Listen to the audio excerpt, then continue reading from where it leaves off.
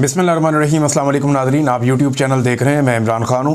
ख़बरें इंपॉर्टेंट हैं लेकिन बहुत बड़ी तादाद में नहीं है। तो ये मलिक रियाज़ वाले मामले में एक ख़बर चली है और ये ख़बर जब शुरू हुई तो कुछ मोतबर सहाफ़ियों ने ये ख़बर दी कि मलिक रियाज़ की कोई डील हो गई है आर्मी चीफ़ से। और मलिक रियाज़ साहब जो बहुत बड़े प्रॉपर्टी टाइकून हैं, पहले इन्होंने पाकिस्तान के अंदर बहुत सारे प्रोजेक्ट किए, बहुत सारे हवालों से मुतनाज़े भी रहे हैं। उसके बाद मलिक रियाज़ साहब ने जो है वो पाकिस्तान से बाहर बैनुल-अक़वामी सतह पे प्रोजेक्ट शुरू किया। दुबई में इनका बड़ा कामयाब हुआ प्रोजेक्ट और वहाँ पे इन्होंने यानी बहुत सारे ओवरसीज़ पाकिस्तानी वहाँ गए, मैंने उसकी इत्तला ली थी।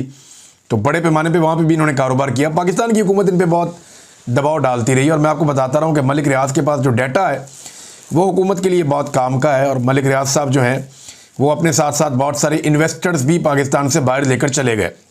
और ये जो पाकिस्तान की रियासती इदारे हैं इसको अपने लिए एक नाकामी समझते हैं कि उनकी अपनी क्रेडिबिलिटी उतनी नहीं है जितनी मलिक रियाज़ साहब ने लोगों को बहुत इन्वेस्टमेंट करवाई और बहुत सारे इन्वेस्टर हैं, उनके नंबर हैं, उनको पता है किसको क्या बेचना है। तो मलिक रियाज़ साहब जो है वो एक बहुत बड़े सेलर हैं, वो बड़ी कामयाबी के साथ अपना कारोबार करते हैं। अब उनके बारे में ख़बर ये चली कि उन्होंने कोई आर्मी चीफ से माफ़ी मांग ली है। इससे पहले भी कोई एक दो खतूत का जिक्र होता रहा। तो मलिक रियाज़ साहब ने जो ख़बर चली उसके मुताबिक उन्होंने कोई आर्मी चीफ से माफ़ी मांग ली है और कुछ चीज़ों पे वो आमादा हो गए हैं और कुछ 3000 कनाल ज़मीन जो है वो उन्होंने पेशकश कर दी है शोहदा के लिए। और कोई 1000 अरब से ज़ायद का मालियाती फ्रॉड था जो मामला तय पाए हैं। इस किस्म की खबरें चली और बहुत सारे लोगों ने फिर बाद में दावा किया जी इसके अंदर आसिफ अली जरदारी इन्वॉल्व हैं, किसी ने दावा किया इसहाक डार इन्वॉल्व हैं, कुछ लोगों ने कहा क्योंकि आर्मी चीफ के बहुत करीब हैं वो मोहसिन नकवी, तो जनाब मोहसिन नकवी इन्वॉल्व हैं। और ये मामला और डील जो है ये बताई गई कि ये पाकिस्तान के army chief field marshal Asim Munir और मलिक रियाज़ के बीच में हुई है। मामला तय पा गए हैं। ख़बरें तो यहाँ तक भी दी गई कि जनाब ये पहुँच जाएंगे कराची में, कुछ अर्सा इंतज़ार करेंगे, फिर ये इस्लामाबाद पहुँच जाएंगे, वहाँ पे अपने मामला तय करेंगे। तो एस्टेब्लिशमेंट के साथ मलिक रियाज़ के मामला तय हो गए। मलिक रियाज़ के एस्टेब्लिशमेंट से मामला बिगड़े कहाँ थे? देखिए मलिक रियाज़ साहब एक कारोबारी आदमी है ना, उन्होंने ओवरसीज़ पाकिस्तानियों से बहुत बड़ी इन्वेस्टमेंट करवानी थी अपने दीगर प्रोजेक्ट्स के अंदर भी, जैसे वो पाकिस्तान में करवाते रहे हैं। और ओवरसीज़ पाकिस्तानी ज़्यादातर इमरान खान के हमायती हैं। तो एक बड़ा बिजनेसमैन कभी नहीं चाहेगा कि वो लोगों की हमायत खो दे और उसका प्रोजेक्ट शुरू होने से पहले ही वो ख़राबी की तरफ चला जाए। तो इमरान खान के ख़िलाफ़ मलिक रियाज़ को मजबूर किया जाता था कि आप गवाही दें, आपको हम छोड़ देंगे, इमरान खान को हमने फिक्स करना है। तो ये जो है वो मलिक रियाज़ साहब ने इनकार कर दिया था। उस वक्त उन्होंने बड़े सख्त ट्वीट भी लिखे थे कि मैं ये नहीं करूँगा, मेरा बड़ा रिकॉर्ड है। वो बताते हैं कि वो मुहिब्बे वतन है लेकिन वो कंप्रोमाइज़ नहीं करना चाहते, वो झूठ नहीं बोलना चाहते, झूठी गवाही नहीं देना चाहते। इस किस्म की बहुत सारी बातें मलिक रियाज़ साहब ने निजी महफिलों में भी की, वो ट्वीट भी करते रहे, बड़ा उन्होंने अपना अज़म शो किया। लेकिन अब इस वक्त जो दावे किए गए उनकी हकीकत क्या है, कुछ चीज़ें मैं आपके सामने रखता हूँ। देखिए एस्टेब्लिशमेंट खुल के तो इस पर सामने नहीं आई, लेकिन एस्टेब्लिशमेंट ने इसके बारे में बहुत सारे लोगों को पैगामात भी दिए और जो एस्टेब्लिशमेंट के इंपॉर्टेंट लोग हैं उन्होंने बताया कि जनाब ऐसा नहीं हुआ। अब जो दावा एस्टेब्लिशमेंट की तरफ से आया है ना, वो पहले मैं आपको पढ़ के सुनाता हूँ, फिर इसके ऊपर एनालिसिस मैं आपको दूंगा कि एक्चुअली मुझे क्या लगता है। मलिक रियाज़ को पाकिस्तान की अदालतों में बहुत सारे कानूनी मुकदमात का सामना है। एक तो वो ये कहते हैं, दूसरा वो ये कहते हैं कि अदालती समन की तामील ना करने पर मलिक रियाज़ को इश्तिहारी मुजरिम करार दिया जा चुका है और उन्हें रेड वारंट का सामना है। नंबर 3 वो ये कहते हैं कि धोखाधड़ी फरेबी सरगर्मियों की वजह से मलिक रियाज़ रियासत और पाकिस्तान के अवाम के अरबों रुपए के मकरूज़ हैं। नंबर 4 वो ये कहते हैं कि मलिक रियाज़ के मुकदमात कानूनी हैं और उनका तदारुक भी अदालतों के पास है। नंबर 5 जो मिलिट्री एस्टेब्लिशमेंट के ज़राए वो ये कहते हैं कि शोहदा फलाही स्कीम एक मुकद्दस जिम्मेदारी है जिसे रियासत, हुकूमत और इदारे अपने वसाइल से पूरा करते हैं या पूरा किया जाता है। ये जनाब जो मौक़िफ़ है उधर एस्टेब्लिशमेंट की जानिब से वो ये है। और ये भी फिर मीडिया पे मुख्तलिफ लोगों ने बताया कि जनाब अब वो डिनाई कर रही है एस्टेब्लिशमेंट या उनके सोर्सेज, वो ये कह रहे हैं कि कोई डील नहीं हो रही। देखिए ये जो चीज़ें बताई गई हैं इसमें मलिक रियाज़ को पाकिस्तान की अदालतों में मुतअद्दिद कानूनी मुकदमात का सामना है। शहबाज शरीफ को भी था, जरदारी को भी था, नवाज शरीफ को भी था। किधर गए मुकदमात? दूसरा, अदालत में जनाब मलिक रियाज़ साहब इश्तिहारी हैं, मुजरिम हैं, नवाज शरीफ इश्तिहारी थे। जब वो एयरपोर्ट पे पहुंचते हैं तो अदालती अमला पहुंच जाता है एयरपोर्ट पे, जनाब आप यहाँ पे अंगूठा लगाएं, फ़ारग हैं, आप जाएं, जाके जलसा करें, कबूतर उड़ाएं, तो मियाँ साहब चले जाते हैं। यानी इसी तरह के हालात तो नवाज शरीफ के थे। अब क्या वाकई मलिक रियाज साहब की कोई डील होने जा रही है? ये खबर मैं आपको दूंगा, मैं अपने सोर्सेज से मजीद इसको कंफर्म करूंगा, मुझे एक आधा दिन और लगेगा। लेकिन एक बात मैं आपको बताऊं, अगर एस्टेब्लिशमेंट मलिक रियाज के साथ कोई डील करती है तो ये नवाज शरीफ से की गई डील से तो बेहतर ही होगी। यानी नवाज शरीफ के साथ जब एस्टेब्लिशमेंट ने डील की तो उसमें बेइज्जती के अलावा और कुछ नहीं मिला। यानी वो खाया पिया कुछ नहीं, गिलास तोड़ा 12 ने, कुछ भी नहीं मिला। पाकिस्तान की मईशत का भी बेड़ा गर्क कर दिया, अपनी इज्जत का भी बेड़ा गर्क कर दिया, लोगों के अंदर नफरत भी पैदा कर दी, और टके की हुकूमत नहीं बनी, और आज तक डिलीवर भी नहीं कर पा रहे। समझ नहीं आ रही अब करें क्या। जबकि मलिक रियाज के साथ कोई डील करते हैं तो कुछ ना कुछ लाभ भी जाएगा। मलिक रियाज जो है वो खरबोपति आदमी है, उसके पास इन्वेस्टमेंट है, इन्वेस्टर्स हैं, प्लान्स हैं, वो कुछ ना कुछ तो देगा ही ना। ऐसा तो नहीं है कि वो खाली हाथ रखेगा। दूसरा, मलिक रियाज अब उस तरह नहीं है कि आप जाएंगे और जाके यूँ उठाकर ले आएंगे। मलिक रियाज जिस मुल्क में इन्वेस्टमेंट कर रहा है या वहाँ पे उनके कारोबार हैं तो वहाँ की हुकूमत के साथ भी उनके ताल्लुकात हैं, और मेरी इन्फॉर्मेशन के मुताबिक मलिक रियाज के ताल्लुकात एक नहीं 2-3 हुकूमतों के साथ हैं। और अगर कोई डील हो रही है, फ़र्ज़ करें अगर कोई डील हो रही है, अव्वल तो ये डिनाई कर रही है एस्टेब्लिशमेंट कि डील नहीं हो रही, खबर निकल आएगी, पता चल जाएगा। लेकिन अगर तो कोई डील हो रही है तो फिर एक बात आप जहन में रखें कि इसमें फिर जो गारंटर है वो पाकिस्तान के अंदर नहीं हो सकता। ये जिन लोगों के नाम लिए जा रहे हैं ना, आसिफ जरदारी, तो मोहसिन नकवी, तो इसहाक डार, ये लोग कुछ नहीं बेचते। अगर मलिक रियाज का और फील्ड मार्शल के बीच में कोई गारंटर होगा तो वो कोई बाहर बड़ा आदमी होगा, पाकिस्तान के अंदर नहीं होगा। ये मैं आपको यकीन से इसलिए कह सकता हूँ कि मैं इस कैपेसिटी को जानता हूँ और मुझे आइडिया है कि कौन कहाँ डील करता है और कौन कहाँ से कंट्रोल होता है। बहरहाल कोई डील है या नहीं है, एक आधे दिन में चीज़ें क्लियर हो जाएगी। जो सहाफ़ियों ने खबर दी वो तो अपनी खबर के ऊपर पक्के हैं, और उनमें कुछ ने ये भी दावे कर दिए या ऐसी बातें भी कर दी कि मलिक रियाज अब गवाही देंगे जिन्हें इमरान खान के खिलाफ। वो भी कह रहे हैं, दावे कर रहे हैं लोग कि जनाब जो गवाही उन्होंने नहीं दी वो अब गवाही दे सकते हैं इमरान खान के खिलाफ अपनी जान छुड़ाने के लिए एस्टेब्लिशमेंट से। तो क्या वाकई ऐसा हो सकता है? कुछ भी कहना अभी का भलस वक्त है। लेकिन आ जाए अगली खबर की तरफ। एक और बड़ी इंपॉर्टेंट खबर है और वो है फाटा वाला मामला। ये बहुत ही इंपॉर्टेंट है। इस मामले के ऊपर पाकिस्तान तहरीक इंसाफ ने एक प्रेस कॉन्फ्रेंस भी की है और सारी तफसीलात अवाम के सामने रखी हैं। पीटीआई के रहनुमा ने कहा कि हम वफाकी हुकूमत से मुतालबा करते हैं कि फाटा के लिए अमीर मुकाम की कन्वीनियरशिप में जो कमेटी बनाई गई है उसको तहलील कर दिया जाए। कमेटी बनाना वफाक की सूबे में दखल अंदाजी के मुतरादिफ है। मैंने डाटा आपको बताया था, 13 में से 11 सीटें एमपीएस की जो हैं वो फाटा में पीटीआई की हैं। ऐसा नहीं है, वो अभी इस खबर के अंदर मैंने देखा कि 17 में से 14 एमपीएस पीटीआई के हैं। तो ये तो बहुत बड़ी तादाद है, ये तो लगभग 85% से ज़्यादा है। तो इतनी बड़ी तादाद में एक जमात की नुमाइंदगी है, 85% से ज़्यादा एक सूबे में, तो आप उस जमात को दीवार के साथ कैसे लगा सकते हैं? आप ऐसा कर ही नहीं सकते, उस जमात को आप दीवार के साथ लगा ही नहीं सकते। वहाँ का फैसला तो वहाँ की जमात करेगी, वहाँ के लोग करेंगे। अब ये जो प्रेस कॉन्फ्रेंस हुई, पाकिस्तान तहरीक इंसाफ के सीनियर लोग इसमें मौजूद थे। उन्होंने कहा जनाब फाटा के आपने पैसे देने हैं, आप पैसे नहीं दे रहे, और फाटा के जो वसाइल हैं उन पे कब्ज़ा करने की कोशिश की जा रही है। शाह फरमान ने भी ऐसे ही बातें की और इन्होंने सामने रखा मामला मादनियात वाला कि मादनियात पे कंट्रोल करने के लिए एस्टेब्लिशमेंट की एक चाल है और अब वो फाटा को काबू करना चाहते हैं। फाटा का हक तो दिया नहीं गया, जो पैसा फाटा को मिलना था वो पैसा फाटा को नहीं दिया, लेकिन फाटा के ऊपर टैक्स लगाने पहुंच गए। भाई टैक्स तो आप बाद में लगाते हैं ना, पहले तो आप वहाँ पे तामीर व तरक्की करते हैं। तो जो वहाँ पे पैसा देना था, यानी ये एक डाटा उन्होंने हमारे सामने रखा और उन्होंने बताया जनाब कि मुशावरत एक बहाना है और फाटा जो है वो निशाना है। साथ ही उन्होंने कहा कि कोई 700 अरब देना था फाटा को, अब 3 साल बाकी रह गए हैं और फाटा की मकरूज है वफाकी हुकूमत जो फाटा को पैसे नहीं दे रही।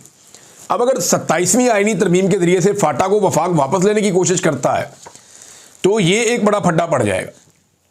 वहाँ लोग रोज़ाना एहतजाज कर रहे हैं। फाटा में कल भी लोग निकले और पता चल रहा है कि अभी फर्दर और लोगों ने एहतजाज करने हैं।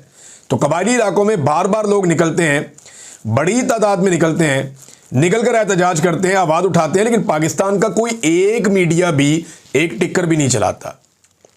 यानी वहां पे ड्रोन हमला होता है, मीडिया पहले पूछता है, इजाजत लेता है, फिर एक खबर चलाता है गोलमोल करके। वहां पे लोगों का कत्लेआम हो जाता है, पाकिस्तान का मीडिया खबर नहीं चलाता। वहां पे लोगों के हकूक छिन जाते हैं, मीडिया खबर नहीं चलाता। वहां पे हजारों लोग इकट्ठे होते हैं अपना हक मांगने के लिए, चाहे वो गिलगित बल्तिस्तान में होते हैं, चाहे फाटा में होते हैं, पाकिस्तान का मीडिया खबर नहीं चलाता। कश्मीर के अंदर पाकिस्तान में बेशुमार एहतजाज हुआ, कश्मीरियों ने बहुत एहतजाज किया, पाकिस्तान का मीडिया खबर नहीं चलाता।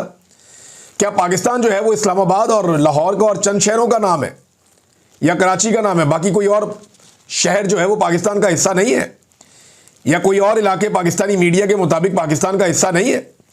ये पाकिस्तान की एस्टेब्लिशमेंट डिसाइड करती है कि किस खबर को उठाना है और किस खबर को दबाना है। तो ये जो फाटा वाला मामला है बड़ा हसास है। इस पर जो स्टेटमेंट दिया सुहेल खान अफरीदी ने, ये भी कबायली इलाके से ही MPA मुंतखब हुए हैं, उन्होंने कहा जी पाकिस्तान की तबाही की जो असल वजह है ना, जिसका जो काम है वो कर नहीं रहा। हिफाजत करने वाले जो हैं वो लेक्चर देते फिर रहे हैं, इंसाफ देने वाले जो हैं वो चिट्टों का इंतजार कर रहे हैं कि चिट आएगी लिख के तो उसके मुताबिक फैसला दूंगा मैं, और जो लेजिस्लेशन करने वाले या कानून साजी करने वाले अरकान असम्बली हैं वो बूट पॉलिश करते फिर रहे हैं, उनको इसके अलावा कोई काम नहीं है। तो जब तक सारे लोग अपना काम नहीं करेंगे तब तक पाकिस्तान की सूरत हाल बेहतर नहीं करेगी। फाटा के लोगों से किए हुए वादे पूरे किए जाएं, ये मुतालबा उन्होंने किया। नाज़रीन, इमरान खान साहब के बेटे ने एक और ट्वीट किया है, और ये कासिम खान है, इमरान खान का बेटा, और इसने ट्वीट किया है, इसे बहुत सारे लोगों ने शेयर किया। बिल्कुल एक अकाउंट जो है वो इतना को पुराना अकाउंट नहीं है, लेकिन जो ट्वीट है वो मैं आपको बता देता हूँ कि उसने अंग्रेज़ी में ट्वीट किया, उर्दू में एक्चुअली वो क्या कह रहा है। उन्होंने कहा जी मेरे वालिद साबिक वज़ीर आज़म इमरान खान 700 दिन से ज़्यादा हो गए हैं वो जेल के अंदर कैद तन्हाई में है। उन्हें अपने वकला तक से नहीं मिलने दिया जा रहा, रसाई नहीं दी जा रही, उन्हें उनके ख़ानदान से नहीं मिलवाया जा रहा, हमारे से, उनके बच्चों से, फैमिली से बिल्कुल उन्हें मुनक़ता कर दिया गया है। यहाँ तक कि उनके ज़ाती डॉक्टर को भी मिलने की इजाज़त नहीं दी जा रही, जेल में दाखिले की इजाज़त नहीं दी जा रही। ये नाइंसाफ़ी है। ये एक ऐसे शख्स को अकेला कर रहे हैं, अलग थलग कर रहे हैं और उसको तोड़ने की कोशिश कर रहे हैं और दानिस्ता कोशिश कर रहे हैं, जो कानून की हुक्मरानी, जमहूरियत और पाकिस्तान के लिए डट कर खड़ा है। ये जनाब इमरान खान साहब के बेटे ने ट्वीट किया, और उसका रीज़न जो है वो यही है कि उन्हें यह लगता है कि अब उन्हें आवाज़ उठानी पड़ेगी। पाकिस्तान तहरीक इंसाफ भी कोशिश करती रहती है, आवाज़ उठाती रहती है, लेकिन कोई ऐसा कंक्रीट पाकिस्तान तहरीक इंसाफ की जानिब से अब बड़ी मुहिम नहीं चलाई गई, कोई ऐसी चीज़ नहीं की गई कि कंटिन्यूसली ये पढ़ जाते निज़ाम को और ये कहते कि इमरान खान के ऊपर जो जाली मुकदमात हैं वो ख़त्म किए जाएं। इनके पास एक सूबे में हुकूमत है, इसके बावजूद ये कुछ भी नहीं कर पा रहे, बल्कि ऐसा लगता है कि शायद उनके पास कोई रास्ता नहीं है। और रास्ता एक ही है नाज़रीन, कि पूरे पाकिस्तान को बाहर निकालने का बंदोबस्त करें। सारा का सारा पाकिस्तान तंग है। तहरीक इंसाफ को इमरान खान की क़यादत में, चाहे वो जेल में बैठे हैं, ये अनाउंस करना चाहिए कि सारा पाकिस्तान राशन इकट्ठा कर ले पहले, और जब राशन इकट्ठा हो जाए तो फिर पूरा पाकिस्तान बंद कर दें। और जो लोग राशन नहीं खरीद सकते, जो लोग खरीद सकते हैं वो उनको भी लेकर दें। एक दूसरे का बंदोबस्त करें, मिलकर राशन इकट्ठा करें सारे पाकिस्तानी, और उसके बाद एक डेट दे दें कि इस डेट तक आप अपना अपना राशन इकट्ठा करें और फिर बंद करें पूरे मुल्क को। ये वो हिकमत अमली है जो पाकिस्तान तहरीक इंसाफ में डिस्कस भी हुई है मल्टीपल टाइम। और अगर ये पूरे मुल्क को बंद करने में कामयाब हो गए, यानी लोग निकले और अपनी सड़कों पे और गलियों में और बाहर आकर चौराहों में बैठ गए, तो ये निज़ाम लोगों के सामने घुटने टेक देगा। इनके पास कोई और चारा ही नहीं होगा। और अगर ये कहेंगे कि हम एक हफ्ते के लिए बंद कर रहे हैं पूरा पाकिस्तान, और उसके बाद अगले मरहले में हम कुछ और बताएंगे, तो ये रियासत का सांस बंद होना शुरू हो जाएगा। क्योंकि अवाम का मुकाबला कभी भी कोई फोर्स नहीं कर सकती। अगर अवाम महदूद तादाद में पहुंचे, किसी एक जगह जाना चाहे, तो ऑप्शंस होते हैं ताकतवर लोगों के पास, लेकिन लोग अपने अपने घरों में, अपने अपने इलाकों में बहुत ताकतवर होते हैं।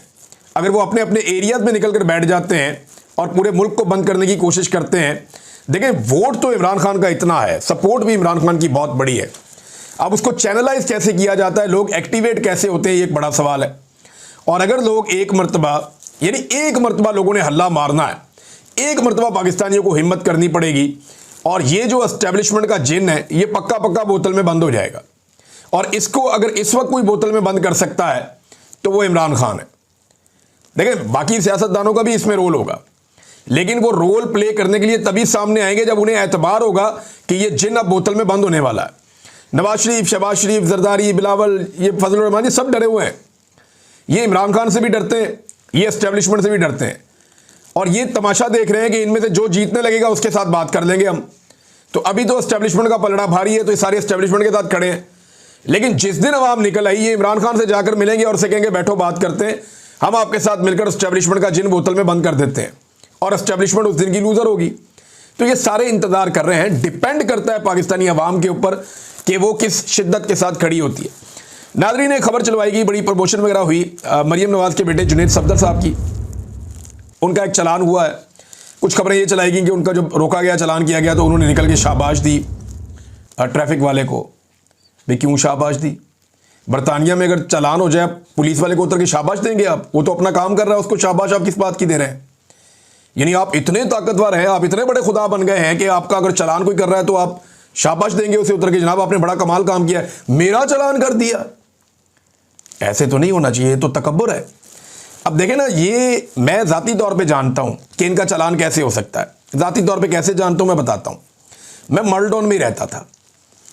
दाएं जानिब से जो सड़कें हैं वहाँ पे शहबाज शरीफ के और उनकी पूरी फैमिलियों के 7-8 घर थे। आगे शहबाज शरीफ ने और हमदा शहबाज ने अपना बड़ा एक नया घर बनाया हुआ था।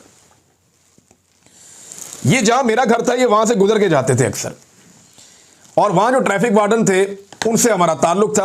हम उनके साथ कभी वो आ जाते थे हमारे पास, गर्मी के अंदर परेशान थे तो पानी शानी पी लेते थे, हमारे पास रुक जाते थे, और अफ्तारी देने के लिए कभी कभी हम उन्हें जाते थे वहाँ पे सड़क पे।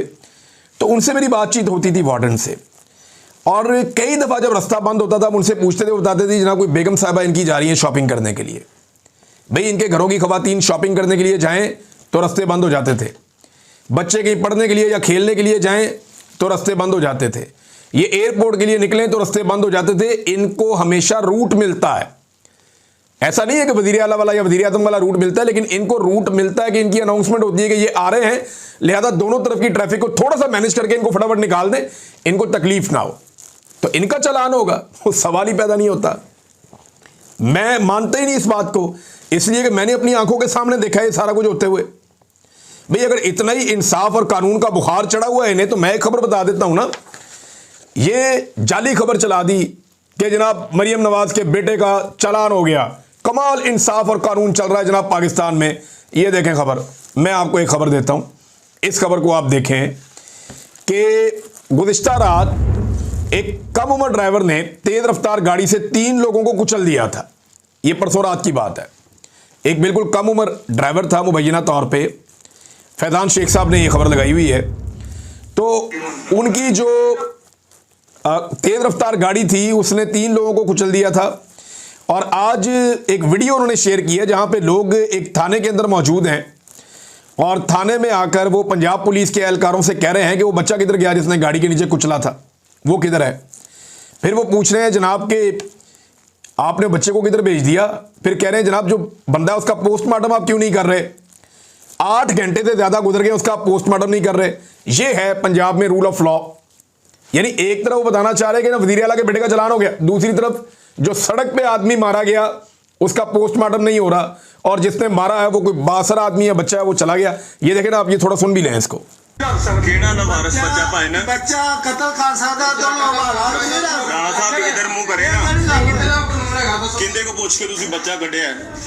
ये वो पूछ रहा है पंजाबी में कि किससे पूछकर आपने वो बच्चा निकाला है जिसने रात को बंदा मारा है। पूरी मीडिया तो चलता पे इधर वेख, सारे मीडिया पे चल रहा है, सोशल मीडिया वगैरह पे। गल करो ना सर, किंदे कहते बंदा कढ़िया जी।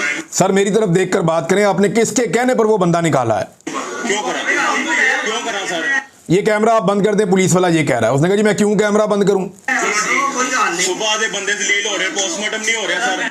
सुबह से बंदे यहाँ पे जलील हो रहे हैं और पोस्टमार्टम नहीं हो रहा जो लाश है। पोस्टमार्टम क्यों नहीं हो रहा? पोस्टमार्टम नहीं हो रहा। पुलिस वाला कह रहा है कि जाओ यार चले जाओ इधर से। वो कह रहे हैं जी पोस्टमार्टम नहीं हुआ, क्यों नहीं कर रहे आप? टाइम देखो क्या हो रहा है, टाइम देखें क्या हो रहा है, पोस्टमार्टम नहीं कर रहे। एडे रिलैक्स जा रहे हो तुसी।